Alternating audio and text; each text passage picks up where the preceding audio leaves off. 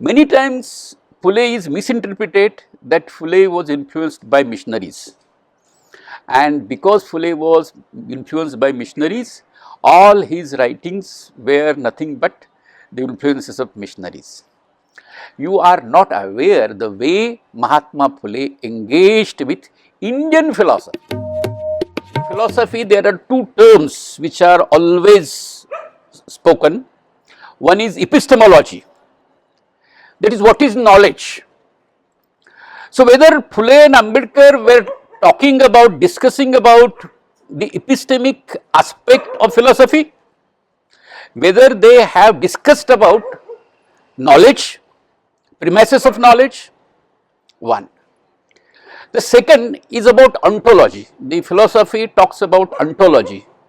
Ontological categories, like ontology particularly of Advaita Siddhanta, Brahman, Atman are one and same.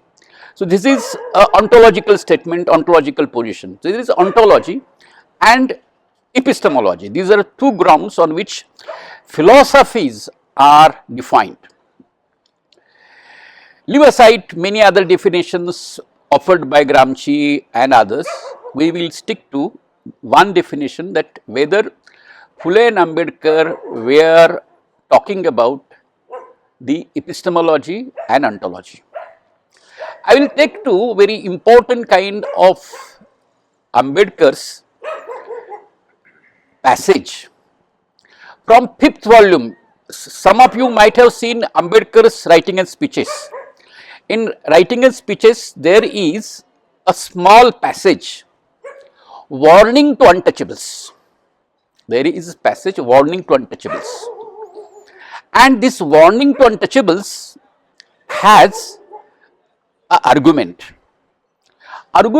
about the annihilation of caste, argument about the decimation of untouchability, and Ambedkar was warning to untouchables, saying that there is a tenet that untouchability and caste will go if there will be capitalism, if there would be development of capitalism. With development of capitalism, the caste will go. This is one kind of, we can say, argument. There is second argument, and this second argument came from Kantian kind of position of enlightenment. There is a certain kind of position that if at all reason will prevail, if there is a certain kind of spread of reason, it will somehow decimate caste. This is a certain kind of proposition was there. Ambedkar was engaging with these two important kind of statements. Ambedkar said that there is no possibility that as capitalism will grow, industries will grow, caste will go. There is no kind of certainty, it won't go. And second important thing, that he said the spread of reason would not demolish caste. Majority of you might have been shocked. How come Ambedkar was saying against reason? Reason is always espoused. Ambedkar was saying that although this is spread of reason would not decimate caste. Why Ambedkar was saying? Ambedkar cited the reason of Brahmins, the example of Brahmins. Ambedkar cited example of Brahmin. He said that Brahmins are most learned. Brahmins have acquired the logic of reason. However, Brahmins are not ready to demolish untouchability. Why they are not demolishing untouchability, although their reason tells them that untouchability is untrue, untouchability is not right. If they through their reason could understand why they are not practicing it, and Ambedkar has said because of their interests. Now, you know, in Marxism, we talk about the language of interest, class interest, the language of class interest, and here you can understand. In India, when you think about your interest, you have a certain kind of position of selfhood. A mother would think about her interest in terms of benefits given to children. She would be showering some kind of benefits for their children, and her interest would be the interest of children.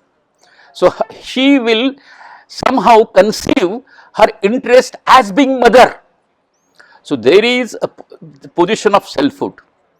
So, these selfhoods, all these selfhoods are structured through a corpus of knowledge, and this corpus of knowledge is knowledge created by tradition, which you all understand as Brahmanism.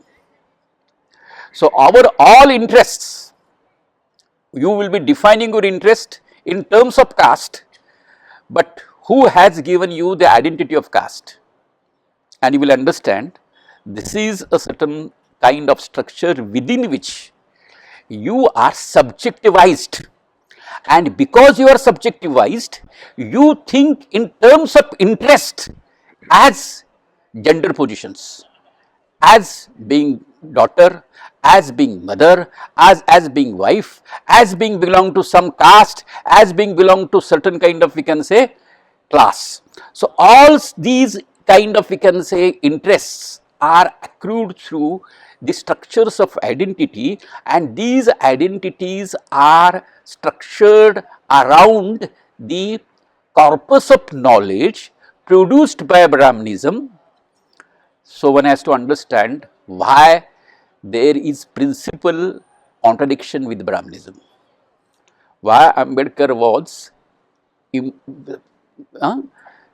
targeting Brahmanism.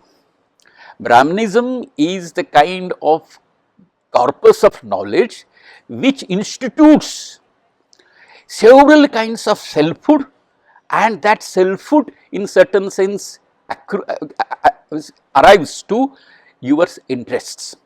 So, one thing. So, if at all you can understand this, and we can connect to Mahatma Phule. Mahatma Phule has talked about power knowledge much before Foucault. You might be knowing G.P. Deshpande first pointed out this. G.P. Deshpande has can say translated Mahatma Phule's writings, and there he has made his statement. But he has not explained what was the notion of Mahatma Phule, what kind of knowledge Mahatma Phule has in certain sense defined. What is Mahatma Phule's understanding, what is Mahatma Phule's theorization of knowledge?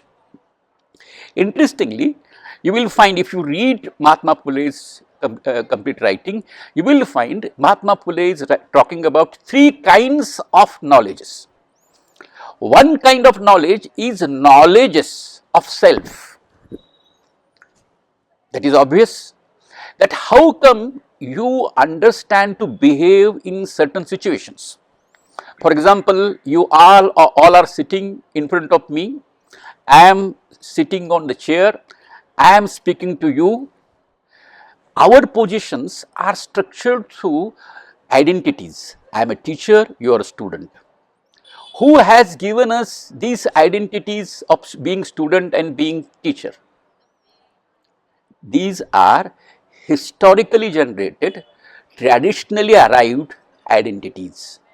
So, therefore, if at all I am not capable to teach you, you will respect me, because there is a tradition that teacher should be respected. So, this is a certain kind of way your subject are structured. Being student should respect to teacher. This is being understood basically because this is subject formation, and these subject formations largely happens through the corpus of knowledge, that is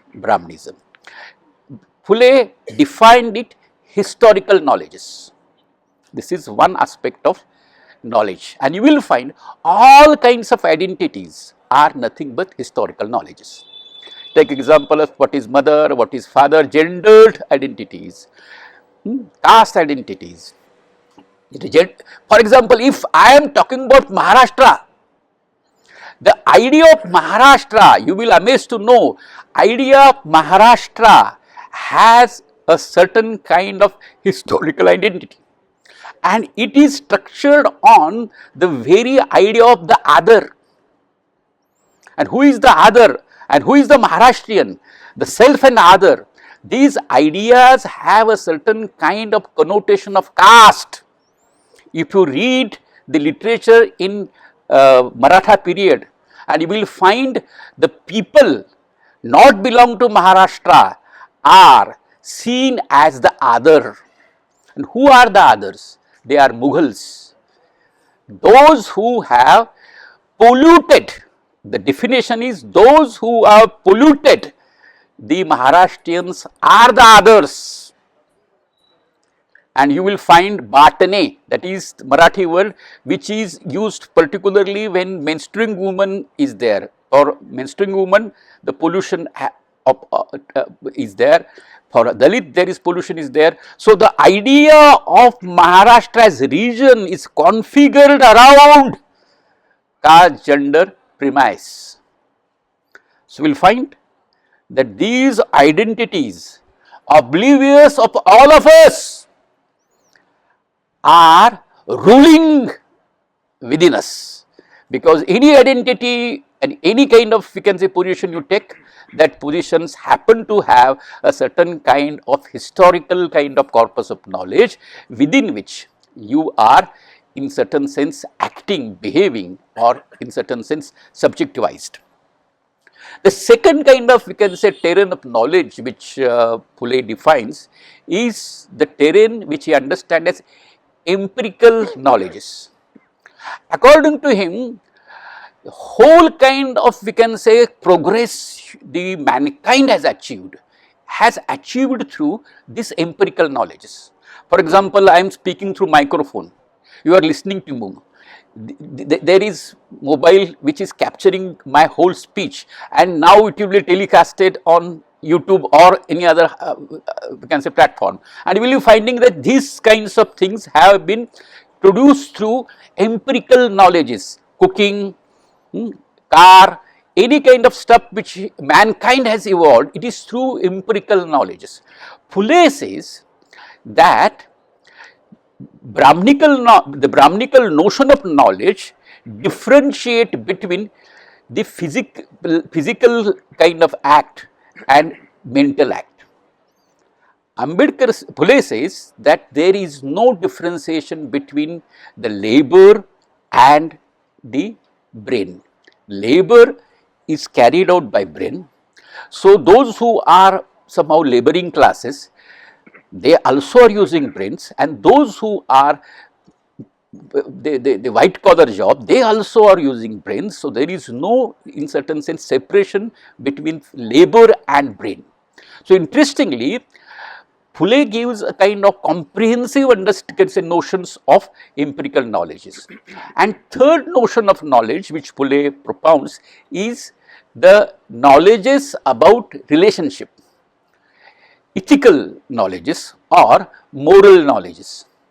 And you know that moral knowledges are given through laws. There is a system of law, there is certain kind of, we can say, religious morality, there are certain kind of, we can say, practices, the moral kinds of practices given to you by everyday kind of ways. So, all such kinds of, we can say, moral knowledges constitute as the relationship between men and men. That is the third domain of knowledge. Phule's kind of argument was that these all three knowledges are broadly governed by Brahmanism, and you have to come out of these clutches. So, you have to search for your own past, and if at all you can search your past, you can earn your identities as you are.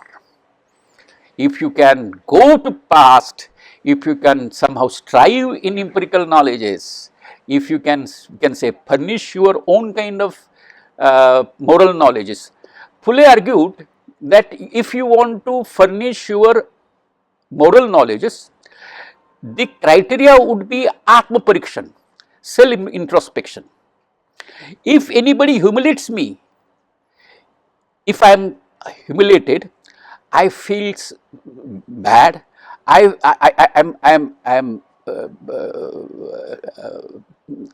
am in pain.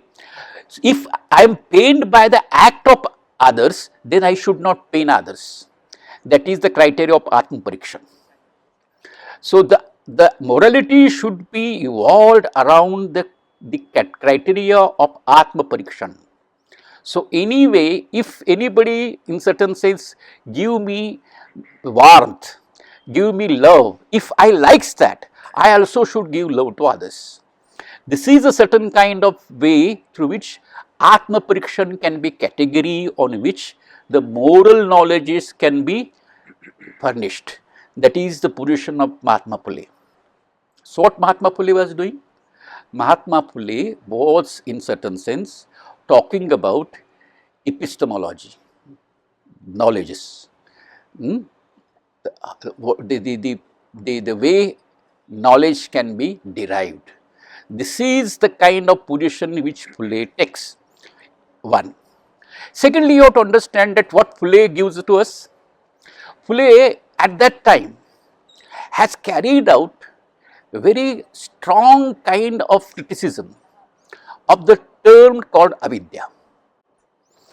Many times Phule is misinterpreted that Phule was influenced by missionaries, and because Phule was influenced by missionaries, all his writings were nothing but the influences of missionaries. You are not aware the way Mahatma Phule engaged with Indian philosophy. You might have heard about Mahatma Phule's Akhanda, Mahatma Phule's poetry, where he says that all devastation of Shudra, Ati Shudra and women are carried by the avidya. Those who have from Maharashtra, they know the Vidyavina Mati Gili, the verse. Those who are not, they also know that all devastation of Shudra Ati Shudra, downtrodden caste, was carried out by avidya. This is his statement. Now, what is avidya? One has to understand avidya. It is very important epistemological device used by Indian philosophy. In Indian philosophy, you know that in Advaita Parampara, in the Vedantic Parampara, the avidya is what? Avidya is Maya. Brahma and Atman is one unity, this united. Brahma is the Atman, Atman is the Brahma. And because of the Maya, you cannot have the knowledge that Atma is the Brahman. So, what is avidya? Avidya is the byproduct of Maya. Avidya is the hurdle between knowing the Atman is Brahman. That is one understanding of Hinduism. The second understanding is offered by Buddhism. What is Buddhism says? It is efficient cause of suffering. It is efficient cause of sorrow. And you will find there is a certain kind of similarity when if you take the Buddha's verses and if you take Mahatma Phule's verse Vidyavina Mati Gili, you will find a very surprising similarity. The logic and the kind of form is very similar. What exactly Buddha is saying? Buddha in certain sense defines avidya as efficient cause for sorrow. Buddha understand avidya as a wrong conception of self and the world. Means anybody who is having wrong conception of self and the world are is avidya. Particularly this avidya is the source of slavery. This particular kind of avidya, Phule argues, is the cause of the Shudra slavery. How it is cause of slavery? I will cite example of Phule's drama. Phule has written Tritiratna, a drama. You might be knowing about his text, Tritiratna. In Tritiratna, that is third eye, where there is a story of a protagonist, a peasant woman. A Brahmin comes to his home for alms, dakshina, and she says, you are having physical power, you can labor, you can earn your own kind of livelihood.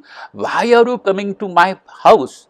We all are oppressed basically because of the situations, and we don't have surplus to give to you. So, you better labor yourselves and earn your livelihood. This Brahmin, although is very angry, doesn't show his anger, but he could understand that she is pregnant. You can understand anybody, woman is pregnant, it can be visible by her body only. So, he understands that the woman is pregnant, and he says that I know the future of your child. She said she wants to know what is the future of my child, and then he says that your birth of your child will be detrimental to the life of your husband. The coming son, the birth of your son would be causing the death to your husband. That is the forecast.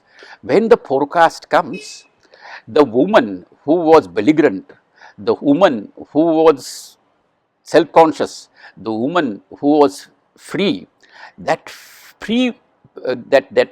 self-independent women become enslaved by the idea, because she has, being women, being mother, responsibility to the cause of child.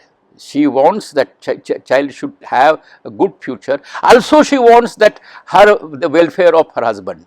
So, in both ways, she now in certain sense submits to the dominance of Brahmin and asks the Brahmin, what is the way out? And she gradually crept into slavery through this mechanism of Jyotish Vidya, Jnana. The Jyotish Vidya is the trope which is used by the Brahmin to enslave the peasant women. Interestingly, Phule defines this slavery in allegorical sense, that it is the serpent coil. As serpent in certain sense, when takes the coil around the man or around the woman, you are immobile. You can't have your own fight for your own freedom. You can't just have freedom. So, this is a certain kind of this oppressive coil of serpent, slavery, and this is basically because of avidya. Interestingly, you have to understand this term avidya in the writing of Ramdas. Ramdas was the 16th century saint of Maharashtra who has defined avidya nividya. He proclaims that vidya and avidya both are the forms of the goddess Sharda. Both are the facets of offshoots of Sharda, the goddess Sharda. And what is vidya? Vidya is anything about the metaphysical emancipation, and avidya is everything which is material. The metaphysical emancipation is vidya, and the material kind of desires, material kind of, we can say, mukti, material kind of emancipation is seen as avidya by Ramdas. And you will understand that the way Phule in certain sense finds Vidya, for Vidya, Phule takes out three logics. He said there are three logics which are useful for furnishing knowledge.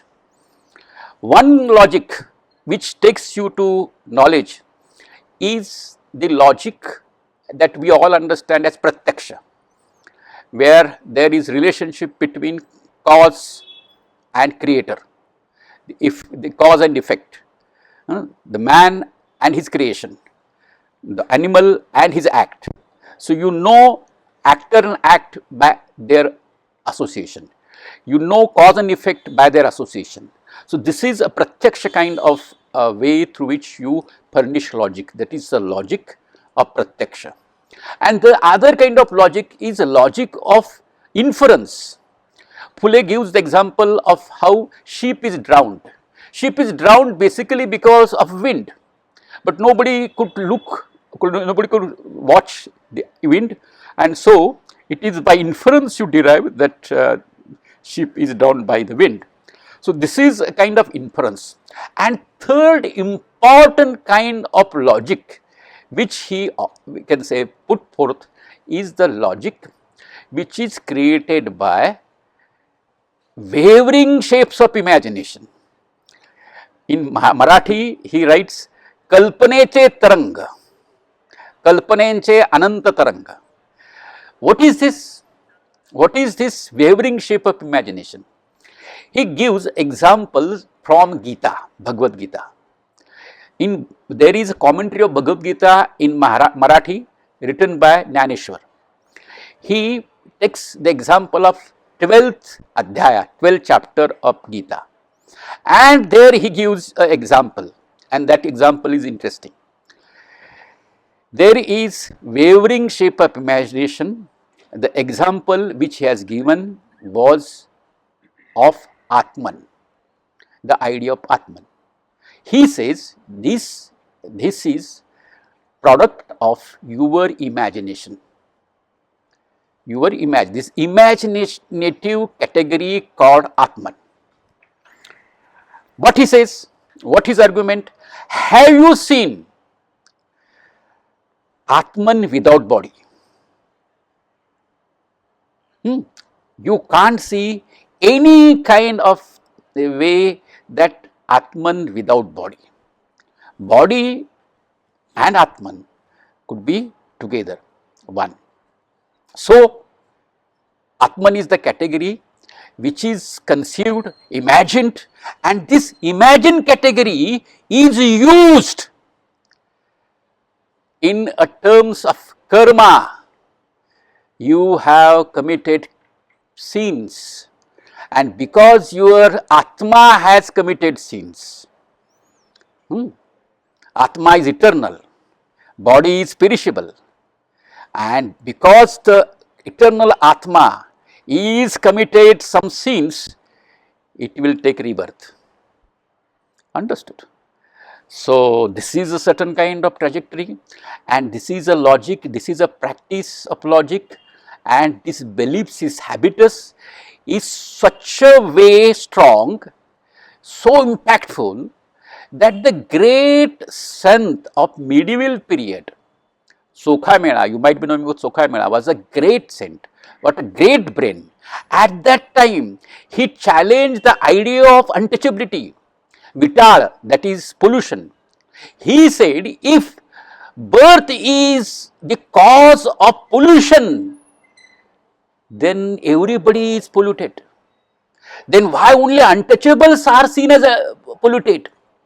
That is a very perfect argument against untouchability. He is offering this argument. This man is succumbed to the logic of Atman and has accepted his guilt. He is submitted as untouchable servility and untouchable subjectivity to the imaginary idea of Atman and said that because in last birth I might have committed the sin of abusing Krishna. मागच्या जन्मी कृष्णनिंदा घडली म्हणून महाराजन प्राप्ती. Because in last birth I have abused Krishna, I have made some kind of wrong statements about Krishna. Because of that I have been turned into the birth of Mahar, untouchable. So you can understand this whole logic of avidya. The avidya has a larger kind of notion which in certain sense operates to control the whole of population, Shudra, Ati Shudra. They themselves, Phule writes that they are so subjectivized, they are so in slavish mentality that those who came to emancipate them, they will fight against them. They will fight against their emancipator. That is the whole kind of gravity of this slavery. The avidya is the cause of slavery, and interestingly, there is a material kind of exploitation which is explained by Mahatma Phule, and this material exploitation carried by the kind of the relationship within which our selfhood, caste selfhood are structured. If you take example of a peasant, Phule has given various examples, but we will take example of the relationship of peasant with Brahmin, the relationship of peasant with moneylender. Who is peasant? Peasant has to be Shudra. You have to understand that in our Varna caste society, peasant, the very laboring peasant, physical labor is only attached to, assigned to the Shudras. So this is the condition. So peasantry, therefore, Brahmins are asked not to work in fields. Shilpi means all kinds of, you can say, artisanry work. Then the agricultural work are denied to Brahmins to keep their high casteness. That is the Shastras.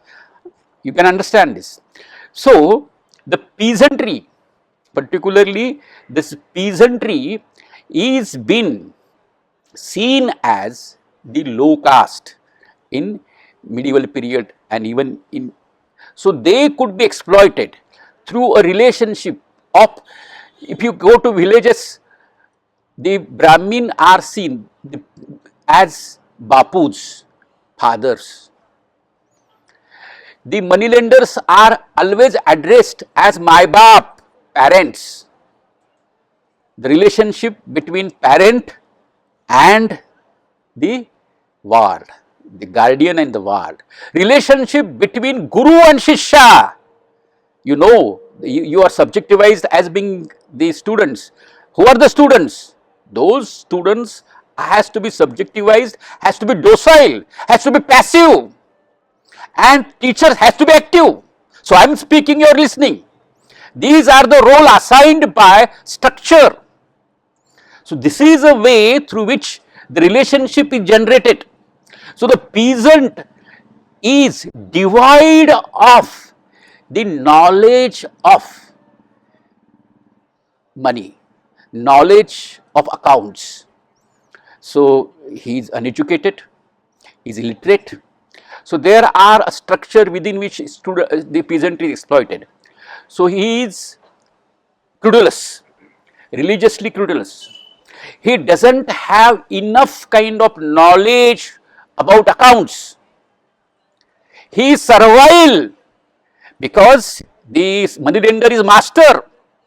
So all kinds of scheming, all kinds of, we can say, forgery can be carried out against peasantry, although peasantry would somehow suffer and would not talk against the Guru, would not talk against the Palak, parent, guardian.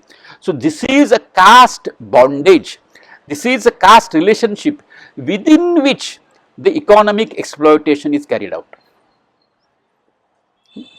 One has to understand the way economic exploitation is carried out, and you can understand that this is the basis, the caste relationship is basis for economic exploitation.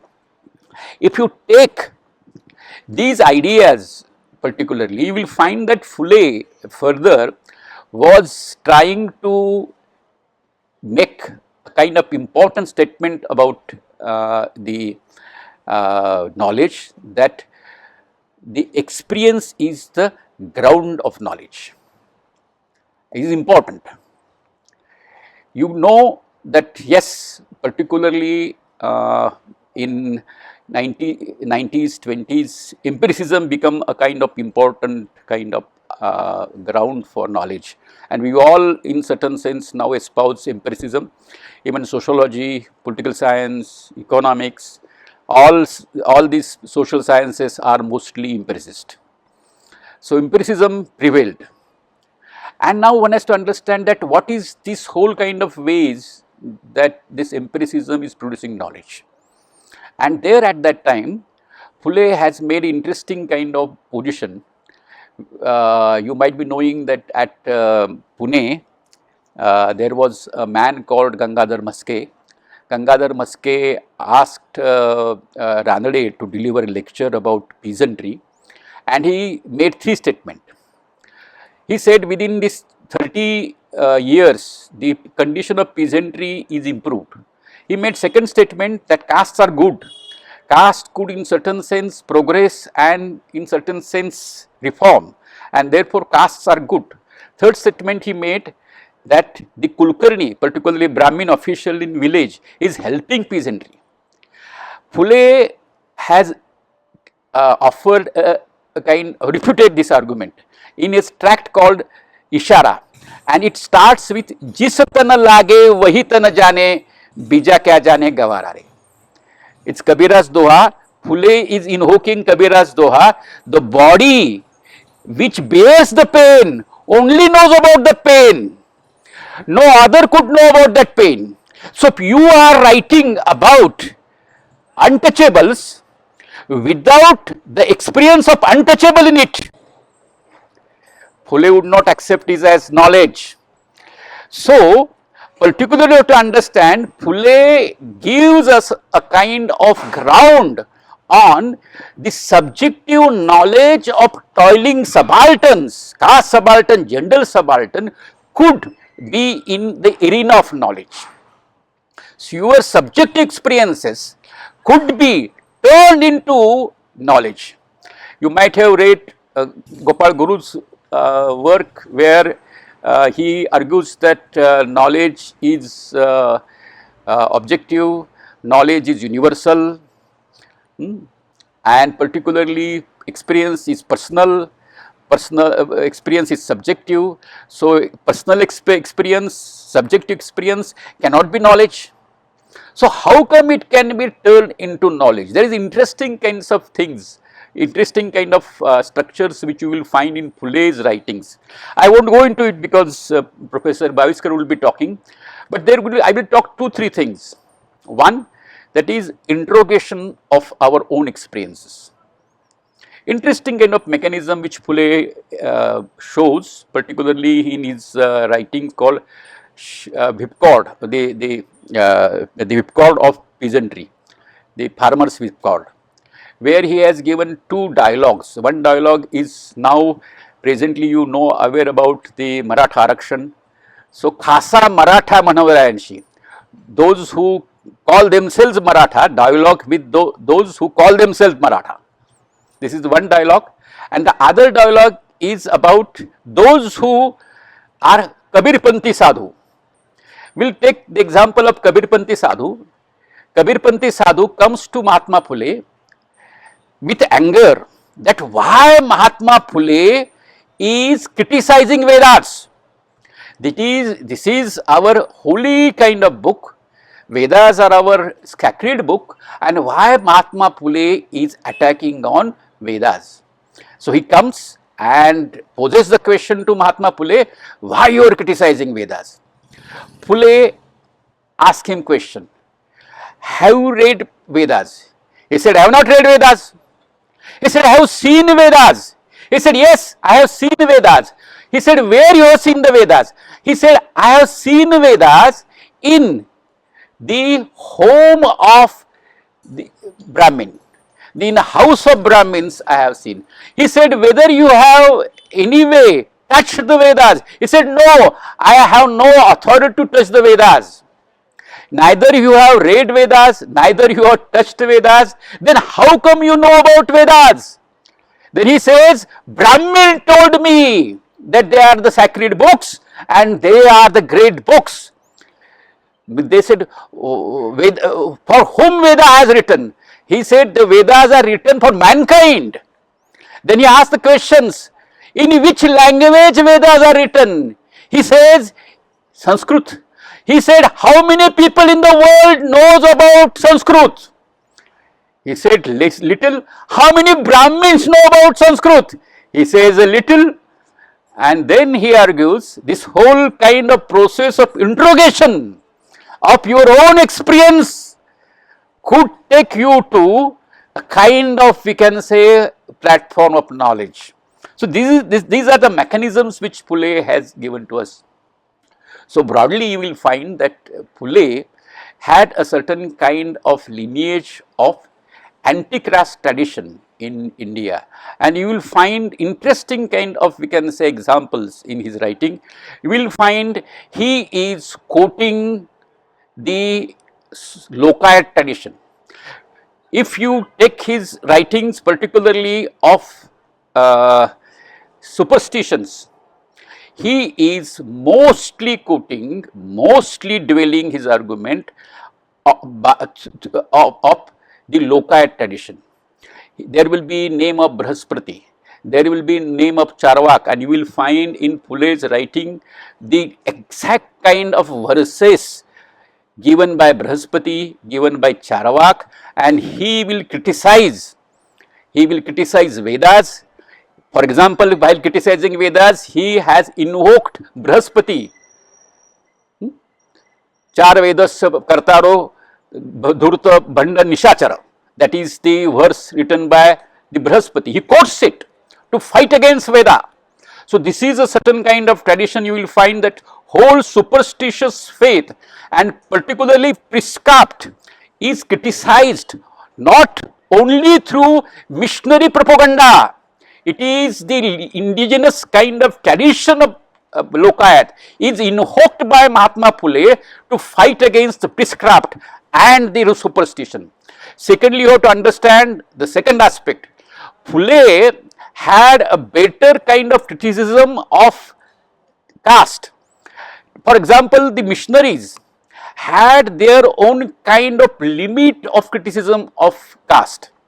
You might be knowing about, particularly those who are from Maharashtra might be knowing about Baba Padmanji. Baba Padmanji was the first convert from low caste, non-Brahmins. A learned non-Brahmin converted to Christianity was Baba Padmanji. Particularly in 1854, he converted to Christianity. He has written several books. What he says, that some kind of, we can say, Brahmin boys, young boys, were coming to him, coming to Baba Padmanji to demolish caste. What is the act of demolition of caste? Is to eat samish, that is to eat non-veg. To eat non-veg, the Brahmin boys were coming to Christian missionary that they want to end caste, and to end caste they will eat the non-veg. Baba Padmanji argues that this is not the way you should somehow demolish caste. You should demolish caste because God doesn't accept it. Means God is the central to Christian missionary, that because Christian God doesn't admit caste, therefore you have to reject caste. That is the That is the limit of criticism of the Christianity. While you will find that Phule was criticizing caste in its roots. Why Phule could criticize caste from its roots? Basically because Phule had a strong lineage of anti-caste traditions. Phule was invoking, dwelling, developing the logic of Buddhism. You might be knowing about the text called Vajrasuchi. The text was written in 1st century BC. That text haunted the anti-caste revolution, that shaped anti-caste revolution over the years. And you will find all saints, particularly take example of Warkari sect, take example of Mahanbhava sect, take example of Vairashaiva, take example of any kind of anti-caste kind of traditions, and you will find whenever they are criticizing caste, rejecting caste, they are invoking the very kind of argument of Vajrasuchi. And interestingly, we will find Phule invokes the argument of Vajrasuchi. Phule was in certain sense known to the Vajrasuchi basically of two ways. That one, in Maharashtra, the Vajrasuchi was translated by the disciple of Tukaram, that is Bahinabai. Bahinabai translated Vajrasuchi into Marathi. So the whole kind of logic of anti-caste logic of Vajrasuchi was available. Secondly, in Maharashtra particularly, there was the central province, you might be knowing about it. Nagpur comes to central province, and there was a Brahmin, Sihoji Bapu, working under Wilkinson. Wilkinson was the official at the central province. This Wilkinson asked the Sihoji Bapu to translate the Vajrasuchi into Marathi, and he translated Vajrasuchi in Marathi. He was so angry because of the arguments offered by Vajrasuchi. He has, you can say, written a rejoinder, Tanku, and he has given that Tanku with the translation. That translation has given the first anti-caste kind of organization in Maharashtra, that was Paramahans Mandali. It was started in 1849, and the very act of Paramahans Mandali was to demolish caste. The whole purpose of Paramahans Mandali was demolish caste. I don't go into that kind of thing. And the man who was instrumental to organize this was Dadava Pandurang. He has written a kind of text called Dharma Vivechan, the narrative of religion, and where the whole kind of purpose of that text is to demolish caste, and the argument is from Vajrasuchi. So you will find that there are several sources through which this argument came. Phule in certain sense developed anti-caste argument by two ways. Phule had a certain kind of, we can say, lineage with Indian kind of anti-caste tradition, as well as he was very well kind way connected to the lineage of radical lineage of French Revolution, which was in certain sense defended by Thomas Paine. The Thomas Paine was the guru of Mahatma Phule. Mahatma Phule has written a notification, and he has published that notification in the newspaper, and he said that I now had joined the camp of American philosopher. And who was that American philosopher? It was Thomas Paine. So you can understand that this Thomas Paine, you have to understand the whole kind of radicalism which was in certain sense there in European philosophical tradition. Burke was liberal and Thomas Paine was radical. Particularly both Thomas Paine has interpreted French Revolution, defended French Revolution, and Burke was very frightened by French Revolution, was liberal, he wanted changes, he wanted democratic changes. However, the French Revolution was seen as threatening by Burke. So you will find, particularly in this kind of European tradition, the Burke is seen as orthodox and Thomas Paine is seen as radical, and this radical kind of, we can say, tradition has several other thinkers and all very empiricist thinkers. Phule was influenced by Thomas Paine basically because Thomas Paine is giving certain kind of premises of philosophers like Vico, Locke. They were empiricist philosophers. So, we will find some kind of argument Phule was offering in 19th century Maharashtra came from directly from Vico and from Locke through Thomas Paine. So, this is a certain kind of tradition within which you can situate Mahatma Phule. I think I have taken too much time, so it is not so much time left for Ambedkar, but I have in certain sense engaged with Ambedkar as philosopher, particularly the way Ambedkar has offered criticism of caste, where I think those who can read Marathi, there is a certain kind of philosophy of Ambedkar, particularly of self-respect. How Ambedkar's philosophy as self-respect aroused to the very idea of freedom. You have to understand Phule and Ambedkar both has defined particularly caste as slavery. Interesting. You have to understand particularly the spirit of enlightenment. The spirit of enlightenment is freedom. The enlightenment defined humanism in terms of freedom. So, whatever is against freedom is not human. So, slavery is inhuman. Slavery is in certain sense uncivilized. So, slavery has to be demolished, and you will find that Thomas Paine was much more kind of supporter of abolition movement. All these Quaker movements in America were against kind of slavery. So, this idea of slavery in certain sense was rejected by the Enlightenment kind of project. Phule and Ambedkar both in certain sense were influenced by this very Enlightenment kind of trajectory, and both defined caste in terms of slavery, and both in certain sense unfolded the whole kind of caste slavery, because their theorization of caste as slavery has given us an enormous kind of theoretical and philosophical kind of writings which we could somehow use to emancipate ourselves. I in certain sense will cease to speak, basically because Professor Bhaviskar also has to speak, and you also would somehow be having your dinner. So, I stop here and thank you for being here, for listen to me. Thank you very much.